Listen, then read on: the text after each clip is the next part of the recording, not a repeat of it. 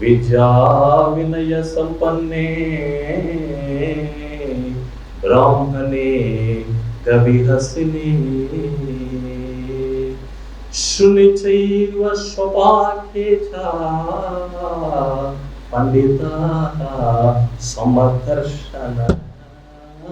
సమచిత్త దీని మీదే ఉంటాను ఇంకా కొద్దిసేపు, సరేనా?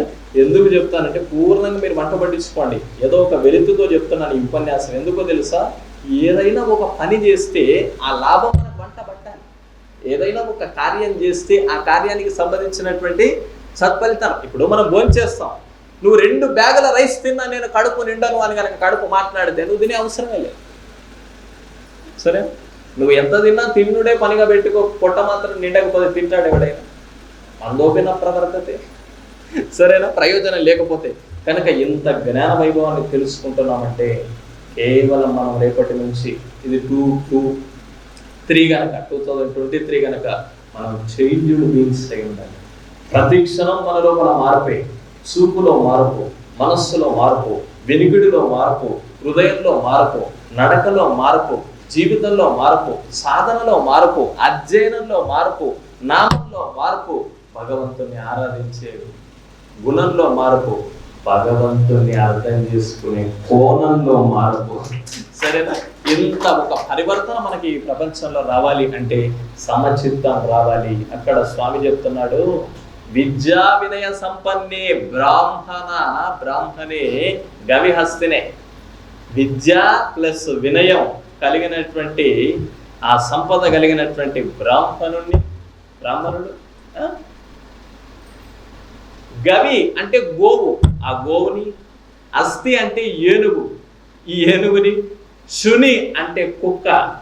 శుని చైవ చ ఏవ స్వపాకేచ, ఆ కుక్కని వండుకొని తిని చండాలుడు. వీళ్ళందరినీ కూడా సమదర్శనంతో చూస్తున్నాడట. అట్లా చూచేవాడు కూడా వాడు పండితుడు అన్నాడు. అర్థమవుతుంది, వాడు పండిత తత్వజ్ఞ ఈ ప్రపంచంలో. అంటే ఏంటో తెలుసా?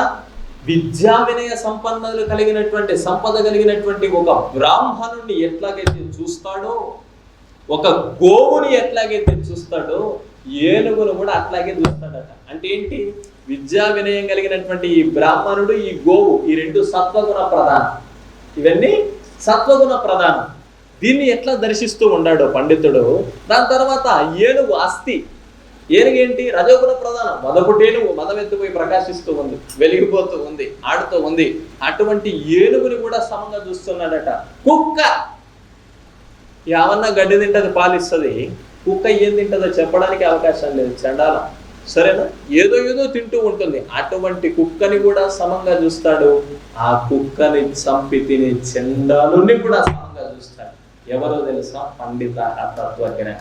అటువంటి పండితుడు ఈ ప్రపంచంలో సమదర్శి, సమత్వాన్ని కలిగి ఉండినటువంటి వాడు. ఇప్పుడు నేను అంటాను, నీకు నచ్చని వ్యక్తే కావచ్చు అతను, అతనిలో విష్ణువుని చూడలేదు. నీకు ఇష్టం లేని వ్యక్తే కావచ్చు అతను, అతనిలో కృష్ణుని చూడలేదు. నీకు అన్యాయం చేసిన వ్యక్తే కావచ్చు అతను, అతనిలో శ్యామసుందరుని చూడలేవా? నిన్ను తిట్టింది, నిన్ను కొట్టింది, నిన్ను భేదాభిప్రాయంతో చూచింది, నిన్ను అపార్థం చేసుకుంది అతను కాదు సార్, అతని మనస్సు. అతను కాదు, అతని యొక్క మనస్సు.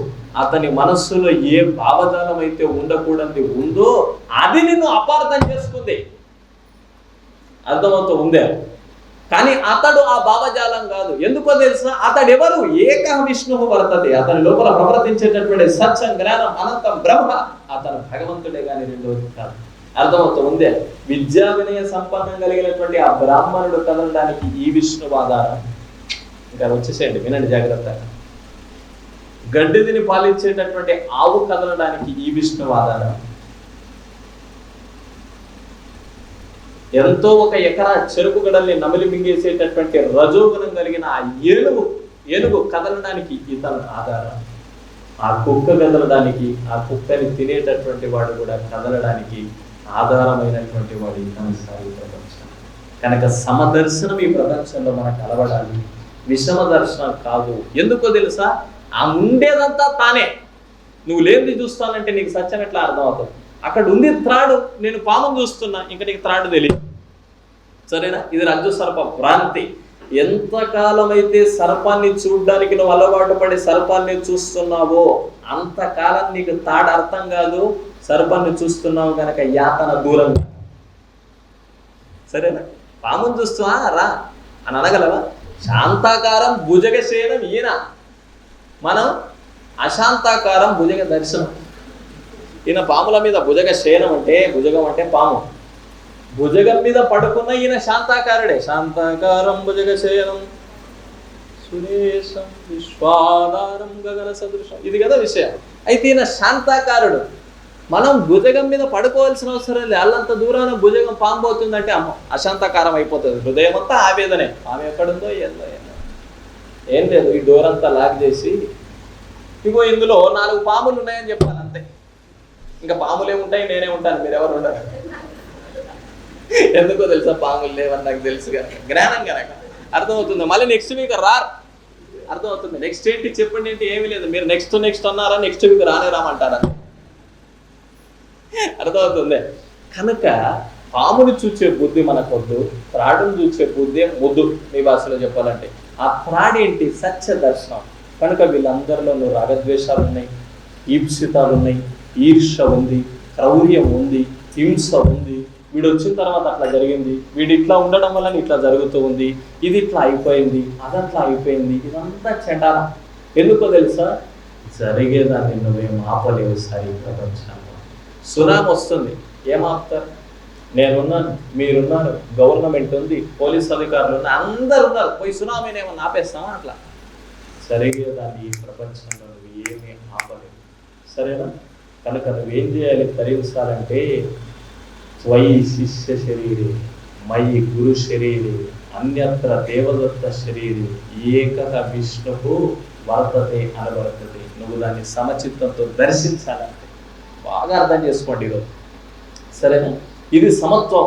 కనుక ఆ పండితుడైనటువంటి వాడు బ్రాహ్మణులలో, ఆవులో, ఏనుగులో, కుక్కలో, కుక్క మాంసం తినేవానిలో ఈశ్వరుడే ఉన్నాడు తప్ప రెండోది లేదని ఎట్లాగైతే దర్శించి తృప్తి పడ్డాడో ఆ దృష్టి మనకు రావాలి. దృష్టిం జ్ఞానమయం కృత్వా పశ్యేతు బ్రహ్మమయం జగత్ అన్నది శాస్త్రం. ఎప్పుడైతే నీ దృష్టి జ్ఞానాకారమైందో అప్పుడే ఈ ప్రపంచం అంతా బ్రహ్మంగా తెలుస్తుంది, లేకపోతే లేదు. నువ్వు స్థిరచిత్తుని అవుతేనే, సమత్వం యోగ ఉచ్యతే, సమత్వాన్ని దర్శిస్తేనే ఇది జరుగుతుంది తప్ప రెండోది జరిగేందుకు అవకాశమే లేదు. 2 భార్యాభర్తలు నడుచుకుంటూ పోతూ ఉన్నారు. ఇక్కడ అడవిలో పోతూ ఉంటే నడుస్తూ పోతూ ఉంటే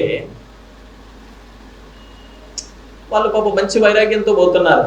మనం ఇంత సత్సంగ మెంబర్స్, సత్సంగ సభ్యులం, ఈ విధమైన జ్ఞానం కలిగిన వాళ్ళం.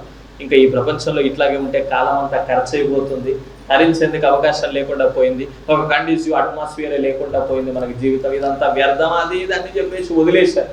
ఇంటిని వదిలేశారు, పిల్లలకి ఇల్లును అప్పచెప్పారు, కట్టు వస్త్రాల మీద అడవికి వెళ్ళిపోయారు తపస్సుకి. వాళ్ళు అట్లా వెళ్ళిపోతూ ఉంటే మార్గ మధ్యంలో ఆ భర్తకి అట్లా కాలు తాకుతుంది. ఒక దగ్గర నడుస్తూ పోతున్నారు కదా, కాలుకి ఏదో దాక్కుతుంది.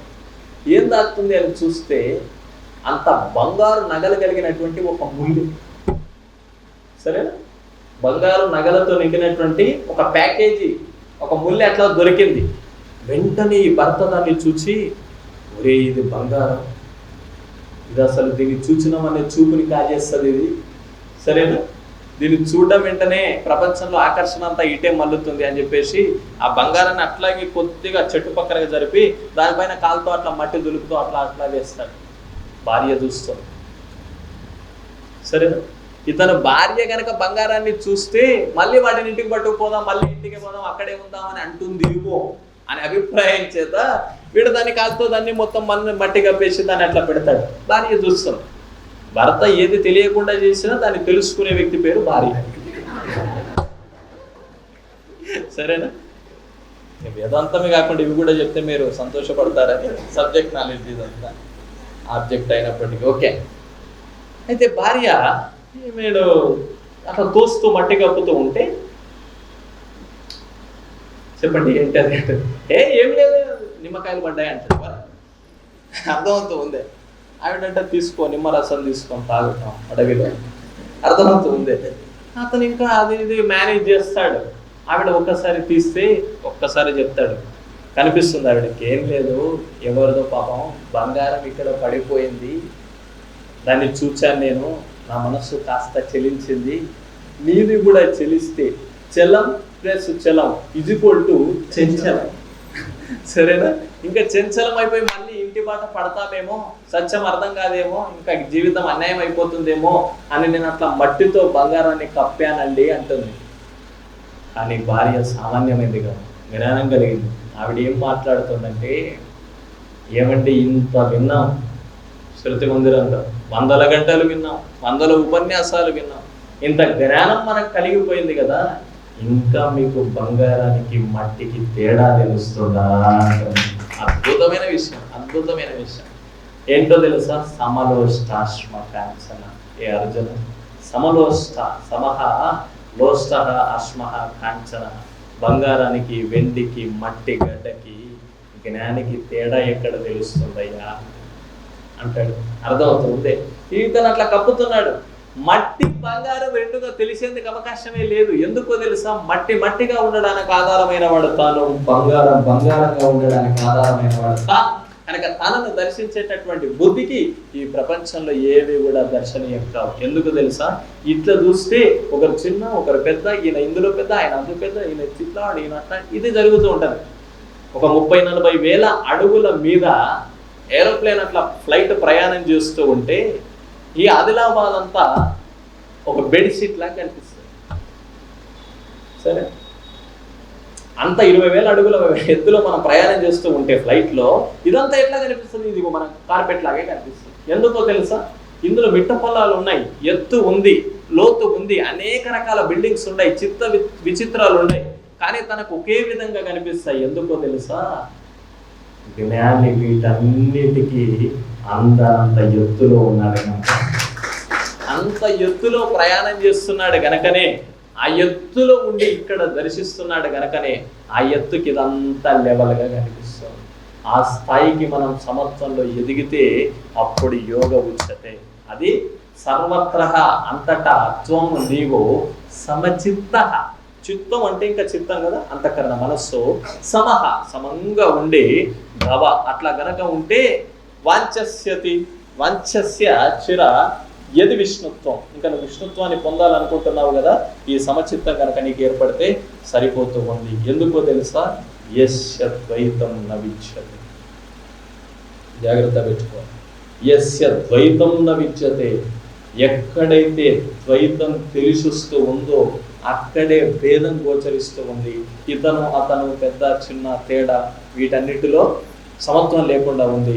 కానీ అద్వైత జ్ఞానం ఎప్పుడైతే అద్వితీయం ఏకం ఏవ అద్వితీయం అనే జ్ఞానం కలిగిపోతూ ఉందో, సమచిత్వం వస్తూ ఉందో, స్థిర చిత్వం వస్తూ ఉందో, అప్పుడు ఈ ప్రపంచంలో జ్ఞాని గురువు యొక్క వైభవాన్ని తెలుసుకొని, అంటే జ్ఞానం కావాలి అనుకునే సాధకుడు గురువు యొక్క వైభవాన్ని అందుకొని తరించే అవకాశం ఉంటుంది. కనుక ప్రతి వ్యక్తి ఈ ప్రపంచంలో ఏం కావాలి? ఇప్పుడు పండితుడు కావాలి అంటున్నాను. పండితుడు అంటే స్వామి డొమువులు ప్రథమ విభక్తి, అదేనా? అది కాదు. పండిత తత్వజ్ఞాన, తత్వం జానాతి ఇది తత్వజ్ఞాన. తత్వాన్ని సంపూర్ణంగా తెలుసుకునేటటువంటి వాడు. అంతేగాని కిన్కున్లం యొక్క లోపలం షష్ఠీ తత్పురుష సమాసం ఇది కాదు పండితుడు అంటే. సరేనా? ఇది వ్యాకరణం, ఇది నేర్చుకో, తప్పు లేదు. కానీ పండితత్వం అంటే ఏంటో తెలుసా? అంతటా సమదృష్టి కలిగి ఉండాలి. కందువగుహినాదికము ఎందులేవు, కందువగుహినాదికము ఎందులేవు, అందరికీ శ్రీహరే అంతరాత్మ.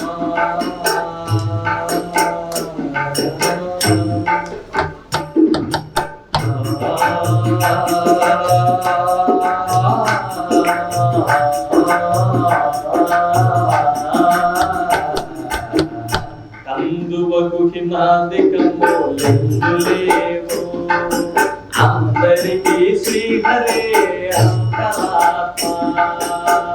ఇందులో జంతువుల వింత ఒక్కడే, అందరికీ శ్రీహరే అంతరాత్మ. అంతరాత్మ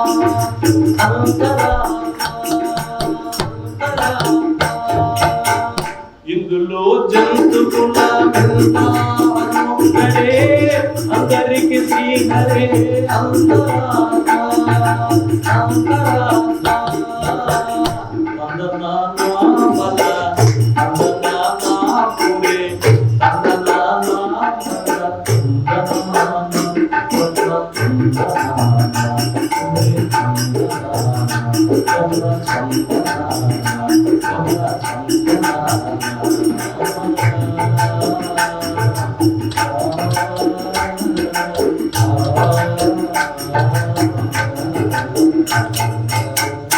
చూడండి, కందువ ఒకిన హీన అధికం లేవు. సరే, ఏది హీనం? హీనం అంటే చిన్నది ఏది? అధికం. అధికమైంది ఏది? అందరికీ శ్రీహరి అంతరాత్మ. త్వయి మయి చ అన్యత్ర ఏకః విష్ణుః అంతరాత్మ రూపేణ అనువర్తతే అనువర్తతే. ఇది ఇచ్చారట. సరేనా? ఇంకెక్కడ భేదం ఉందా మీకు? ఎక్కడైనా భేదం ఉంది అనకంటే చెప్పండి, ఇంకో చరణం పాడతాను మీకోసం. నిండార రాజు నిద్రించు నిద్రయు నొక్కటే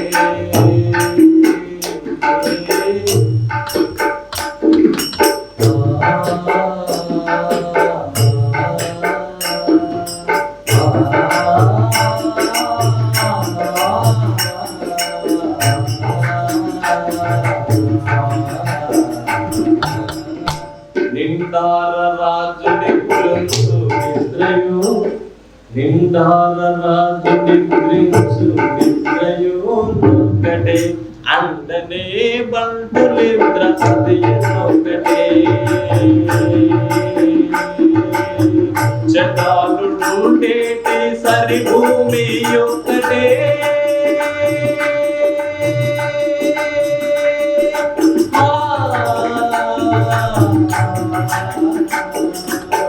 పెద్దయిన బ్రాహ్మణుడు పెద్ద భూమి ఒక్కటే చండాలు నుండేటి సరి భూమి ఒక్కటే సరి భూమి ఒక్కటే బ్రహ్మమొకటే పర బ్రహ్మమొకటే పర బ్రహ్మమొకటే పర బ్రహ్మమొకటే పర బ్రహ్మమొకటే పర బ్రహ్మమొకటే పర బ్రహ్మమొకటే పదనానా బల పదనానా పునే పదనానా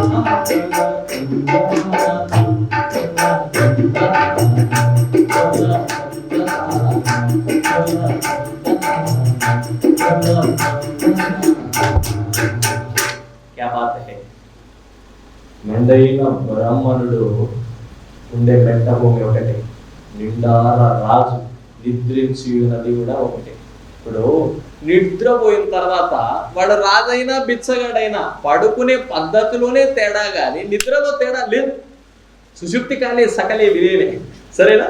ఒకసారి నిద్రించి సుషుప్తికి పోయిన తర్వాత తేడా ఉంటే గురకలో ఉంటది కానీ వాటిలో నిద్రలో ఉండదు.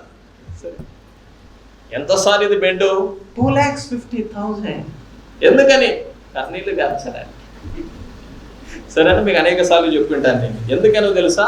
2,50,000 పెట్టి బెడ్డును కొనగలం కానీ నిద్రని కొనగలమని ఆవేదనతో, అశాంతితో, దుఃఖంతో, అసంతృప్తితో ఉండే హృదయాలు ఈ ప్రపంచంలో తృప్తిగా, శాంతిగా ఓం నమో భగవతే వాసుదేవయ, ఓం నమో భగవతే వాసుదేవయ, ఓం నమో భగవతే వాసుదేవయ అని నామని చెప్పి పడుకుంటాయా? పడుకోలేవు.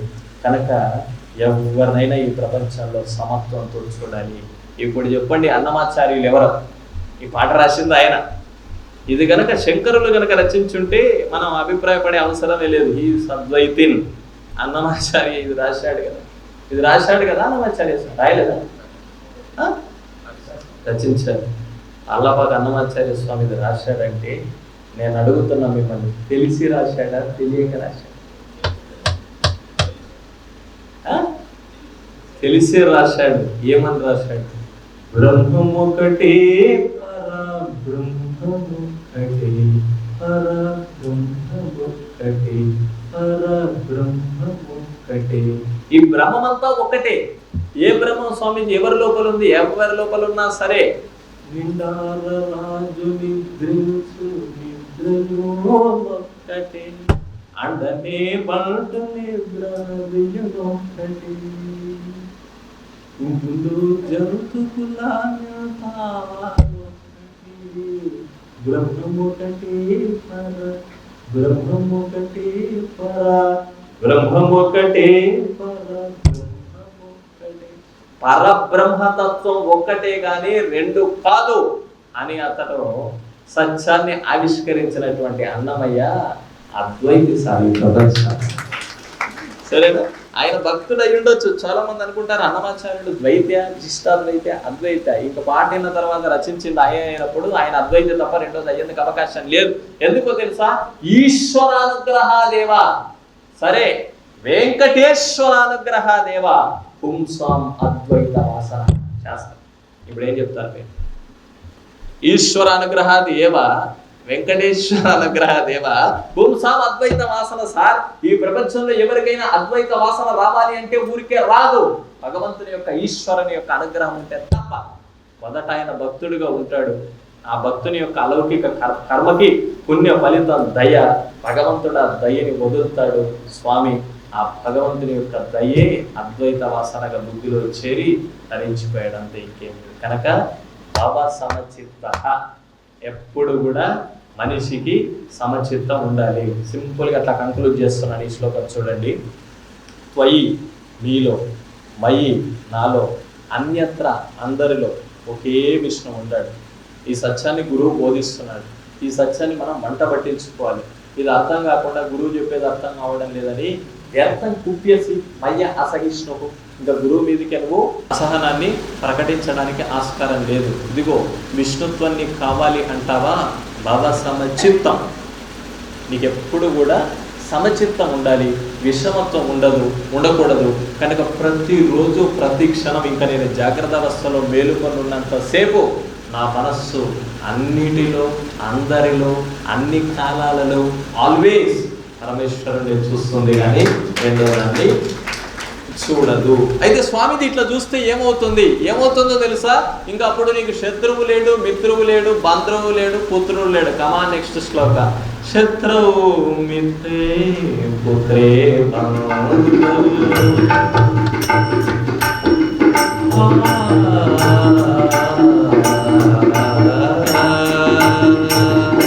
శత్రువు మిత్రే పుత్రే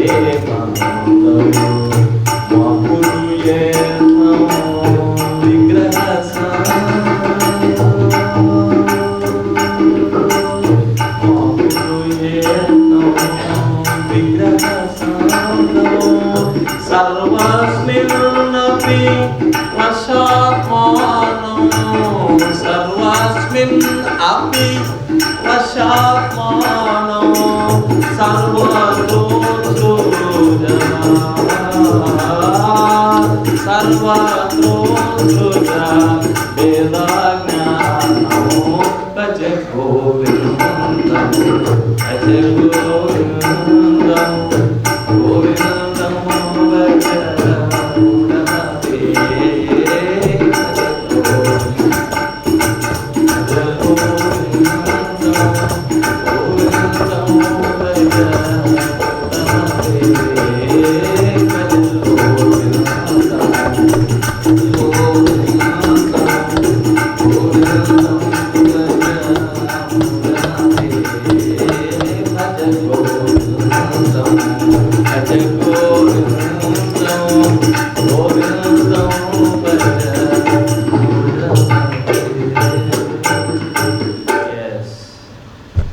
శత్రౌ మిత్రే పుత్రే బంధౌ మా కురు యత్నం విగ్రహ సంభవ. శత్రువులను కానీ, మిత్రులు కానీ, పుత్రుడు కానీ, బంధువు కానీ, వాళ్ళందరి యందు శత్రుత్వాన్ని కానీ, స్నేహాన్ని కానీ, మిత్రత్వాన్ని కానీ చేసేటటువంటి ప్రయత్నానికి స్వస్తి చెప్పు. వాటిని వదిలేసి ఏం చేయాలి మరి స్వామి? అంతటా ఆత్మనే దర్శించు.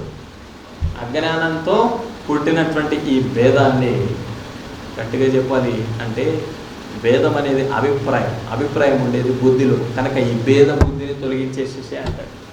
సరే, మీకు అర్థమవుతుంది? జస్ట్ సినా. శత్రువు మిత్రే పుత్రే బంధవ్. నేను అంటున్నాను, ఎవరికి శత్రువు? ఇదొక టాపిక్, ఆల్రెడీ 8 అయిపోయింది. మీ ఆనందం మీది, నా భయం నాది. ఏం చేస్తా? శత్రువు అంటే ఏంటి? శత్రువు కదా. అసలు శత్రువు అంటే ఏంటి? నా ఆలోచన, నా ప్రశ్న. శత్రువు అంటే స్వామీజీ మన గిట్టని వాడు. మన గిట్టనంత మాత్రాన వాడు శత్రువు అయ్యాడా? అంటే శత్రువు అంటే ఏంటి? నంబర్ 1, శత్రువు ఎవడికుంటే వాడిని శత్రువు అంటారు. నంబర్ 2, అంటే శత్రుత్వానికి అసలు నిర్వచనం ఏంటి? నంబర్ 3, ఎవరితో ఎట్లా ప్రవర్తిస్తే అది శత్రుత్వం అవుతుంది. నంబర్ 4. అయ్యో వీడు నాకు శత్రువు అని ఇంతకాలం తిరుగుతున్నాను, కానీ ఈ స్వామీజీ దగ్గరకు వచ్చేసరికి శత్రువునే ఉపన్యాసం మొదలు పెట్టాడు. సరేనా? అసలు ఏంటో శత్రుత్వం చూస్తాం. ఏంటో శత్రుత్వం వాస్తవానికి చెప్పాలంటే ప్రపంచంలో ఎవరికి ఎవరి శత్రువులు కాదు. సరేనా? ఈ సెంటెన్స్ చూడండి. ప్రపంచంలో వాస్తవానికి చూస్తే ఎవరికి ఎవరు శత్రువులు కారు, కానీ అందరికీ అందరూ శత్రువులు అవుతారు. దాని పేరు శత్రుత్వం. సరేనా? ఎందుకు చెప్తానంటే శత్రుత్వం అనేది కేవలం నాయన మన మనస్సులో ఆధారపడి, మన మనస్సులో ఉండే భావజాలం మీదనే శత్రుత్వం ఆధారపడింది. అసలు శత్రుత్వం అంటే ఏంటి? ఒక్క మాటలో డిఫైన్ చేయాలి అంటే, నీకు నచ్చని పని వాడు చేస్తే నీకు శత్రువు, అంతే. Simple, very very simple. సరేనా? మన మనస్సుకు గిట్టనటువంటి పని ఒకటి జరుగుతూ ఉంటే వాడు మనకు సంబంధించిన వాడై ఉంటే, మళ్ళీ ఇప్పుడు మహారాష్ట్రలో ఎవడు నచ్చని పని చేస్తే మనకు బాధ లేదు. ఎవరి వాడు ఏదో చేస్తున్నా మనకి ఇదే విషయం. సరేనా? మనకు నచ్చని పని అంటూ ఒకటి జరుగుతూ, వినండి బాగా తమాషాగా ఉంటుంది ఇదంతా, మీకు అద్భుతంగా అనిపిస్తుంది. అంటే విషయం ఇట్లా తేడా తెల్లం అయిపోతూ ఉంటుంది. ఎక్కడ విషయంలో సబ్జెక్ట్లో క్లారిటీ వస్తుందో అక్కడ నవ్వులు పువ్వులు అయిపోతాయి. సరేనా? కనుక ఎప్పుడైతే శత్రుత్వం అనేది నేను చెప్తున్నాను, అది కేవలం భావన అంటున్నాను. మానసికంగా ఉండేటటువంటి, మనస్సులో ఉండేటటువంటి భావజాలం. ఏంటి స్వామిజీ ఆ భావజాలం? అతనండి పలాని వ్యక్తి, ఇద్దరం కలిసి 20 సంవత్సరాలు కలిసిమెలిసి ఉండి స్నేహం చేశాం, ఒక్క విషయం అతను నాకు నచ్చంది చేశాడు, అప్పటి నుంచి ఆ రోజు నుంచి మేమిద్దరం బద్ధ శత్రువులు. అని మరి 20 సంవత్సరాలు స్నేహం చేశావు అంటారు. స్నేహం చేసావు, వాడు అంతవరకు కలిసి ఉన్నాడు కనుక, తర్వాత ఇట్లా అయిపోయాడు కనుక అది శత్రుత్వం అయిపోయింది, విషమత్వం అయిపోయింది. అర్థమవుతుంది? మీరు ఒకటే జ్ఞాపకం పెట్టుకోవాలి, ఆలోచన చేయాలి. ఇక్కడ ఎవరు ఈ ప్రపంచంలో ఎవరికి శత్రువులు కారు. ఎప్పుడవుతారంటే మన మనస్సులో ఉండేటటువంటి భావజాలం వెనుక మనం పరిగెత్తుతూ తదనుగుణంగా ఈ లోకం ఎప్పుడైతే పాటించదో, ఆ లోకంలో ఉండే వ్యక్తులు మన మనసుకు అనుగుణంగా ఎప్పుడైతే జీవించారో అప్పుడు శత్రుత్వం వస్తుంది.